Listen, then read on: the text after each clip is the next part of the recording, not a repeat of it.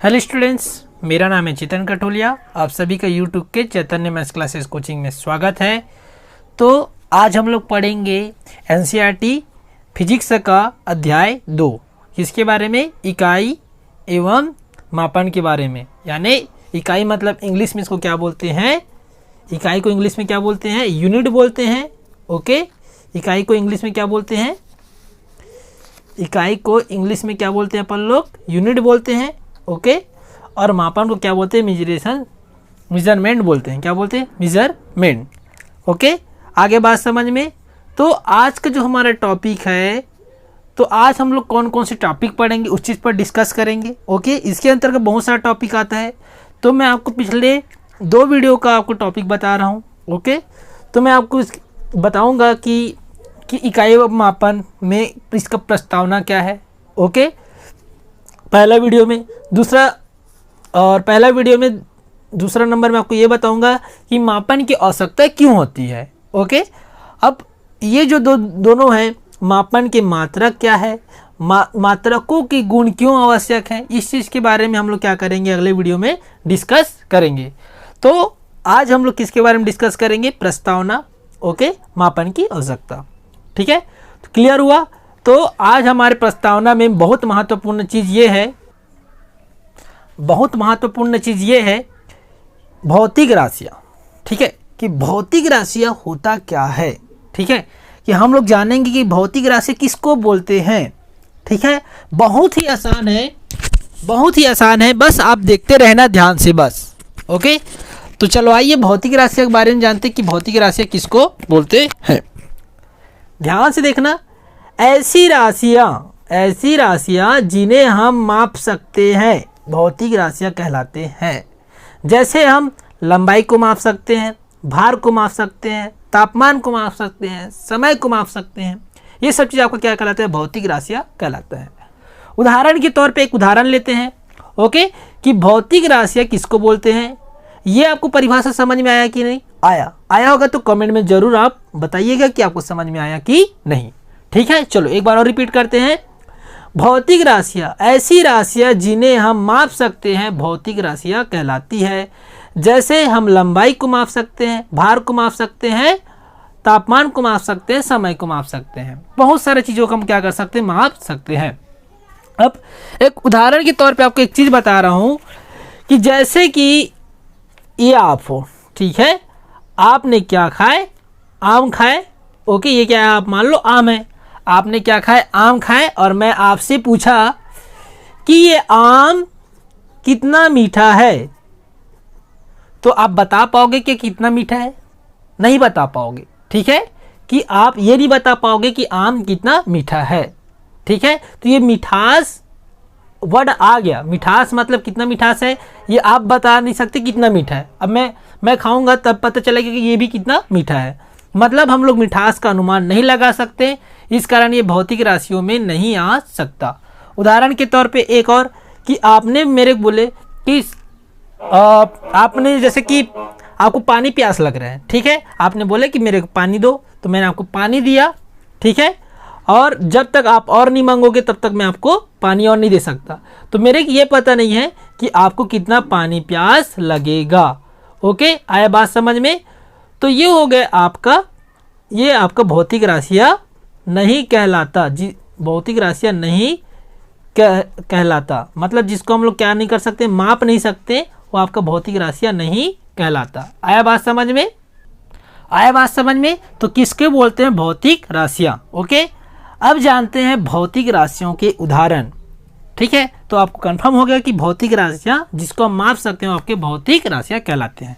Okay, अब हम लोग जानते हैं कि भौतिक राशियों के उदाहरण क्या क्या है। ठीक है, तो चलो आइए जानते हैं भौतिक राशियों के उदाहरण कौन कौन से। तापमान। ठीक है, तापमान को माप सकते हैं कि आप बता सकते हो कि आज चारवा में कितना टेम्परेचर है। ओके, लंबाई, कि आप बता सकते हो कि गिरोला से चारमा के कितनों किलोमीटर की दूरी है, तो वो जो डिस्टेंस आ गया वो लंबाई को मापता है। ओके, चौड़ाई बता सकते हो कि आपके टेबल की चौड़ाई कितनी है। आप बता सकते हो कि भार कितनी है। ठीक है, अब भार को भी क्या कर सकते हैं? माप सकते हैं। द्रव्यमान, मात्रा, दबाव, तीव्रता, समय इत्यादि भौतिक राशियों के उदाहरण है। तो इसी को बोलते हैं क्या, भौतिक राशि, भौतिक राशियाँ। ठीक है, इसके अंतर्गत बहुत सारा और आता है उदाहरण। ठीक है, आपको कुछ ही उदाहरण बताया गया है। ठीक है, तो ये कहलाता है आपका भौतिक राशियों के उदाहरण। ठीक है, आगे बात समझ में। तो चलो आइए इसके अगले में हम लोग ये देखते हैं कि मापन की आवश्यकता क्यों होती है। अब हम लोग जानते हैं कि मापन की आवश्यकता क्यों होती है। ठीक है, तो हमारा जो सेकंड टॉपिक था क्या था, वो मापन की आवश्यकता। तो इसको इंग्लिश में क्या बोलते हैं, इसको इंग्लिश में क्या बोलते हैं, तो नीड फॉर मेजरमेंट। क्या बोलते हैं इसको, नीड फॉर मेजरमेंट। आगे बात समझ में। तो चलो आइए मापन की आवश्यकता के बारे में जानते हैं कि मापन की आवश्यकता क्यों होती है। तो सबसे पहले क्या करते हैं, इसके फार्मूला, इसके डेफिनेशंस को पढ़ते हैं। वे सभी राशियां जिनके पदों में भौतिक के नियमों को व्यक्त किया जाता है तथा जिनका मापन किया जा सकता है, भौतिक राशियां कहलाती है। ठीक है, तो उदाहरण के लिए आपके पास है लंबाई, समय, द्रव्यमान, वेग, त्वरण इत्यादि की आवश्यकता होती है। ठीक है, तो मापन की देखो आवश्यकता के बारे में जानते हैं कि असलियत में मापन की आवश्यकता क्यों होती है। क्लियर। तो चलो मापन की आवश्यकता क्या होती है। मापन, अब ये क्या हुए, अब एक आपको एग्जांपल के तौर पे बता रहा हूँ। ठीक है, यहाँ पे आपके पास देखो, आपके यहाँ देखो दो छोटे छोटे बच्चे हैं। ठीक है, ये क्या है, दो छोटे छोटे बच्चे हैं। ठीक है, और ये जो दोनों बच्चे हैं, कब मेरे को वजन क्या करना है, मापना है कि मतलब इन दोनों का भार कितना है। इन दोनों जो स्टूडेंट, जो आप ये जो बच्चे हैं, इसका भार यानी वजन कितना है, इसको कैसे मापेंगे। ठीक है, तो अब हम लोग क्या लेंगे, एक मशीन, इलेक्ट्रॉनिक वजन करेंगे इसका। ठीक है, एक इलेक्ट्रॉनिक मशीन आता है जिसमें इसका क्या होता है, वजन होता है, इलेक्ट्रॉनिक तुला बोलते हैं जिसको। ओके, तो इसमें अपन लोग क्या करेंगे, चेक करेंगे कि यहाँ पे इन दोनों का भार कितना है।